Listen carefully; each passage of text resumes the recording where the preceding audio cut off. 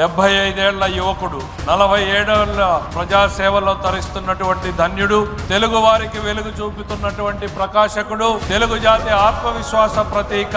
తెలుగు ఖ్యాతిని విశ్వవిఖ్యాతం చేసినటువంటి దార్శనికుడు, జాతీయ రాజకీయ యవనికపై తెలుగు వారి ప్రభావాన్ని చాటిన దురంధరుడు, పేదల సంక్షేమం సమగ్రాభివృద్ధిని కొత్త పుద్దలు తొక్కించినటువంటి నాయకుడు, బడుగు బలహీన వర్గాల ఉన్నతికి అర్హం తవ్వించే స్వాప్నికుడు, డ్వాక్రా మహిళలకు అభ్యుదయానికి నాంది పలికినటువంటి దార్శనికుడు, యువతకు ఆత్మస్థైర్యాన్ని ఇచ్చిన ధీరోదాత్తుడు, రాష్ట్ర రాజకీయాన్ని రాష్ట్ర హితం కోసం అన్వయించిన అపర చాణక్యుడు, సాంకేతిక విజ్ఞానాన్ని సామాన్యుడి హితం కోసం వాడిన మేటి నాయకుడు, విధ్వంసమైన నవ్యాంధ్ర పునర్నిర్మాణానికి శంఖం పూరించిన సమరయోధుడు, రాష్ట్రానికి దిక్సూచి, తెలుగు ప్రజల భవిష్యత్తుకు మార్గదర్శి, మనందరి పెద్ద ఆయన గౌరవ ముఖ్యమంత్రి గారు ఈ సభా వేదిక ద్వారా మహానాడుకు మార్గదర్శనం చేయాల్సిందిగా సవినయంగా ఆహ్వానిస్తున్నాం.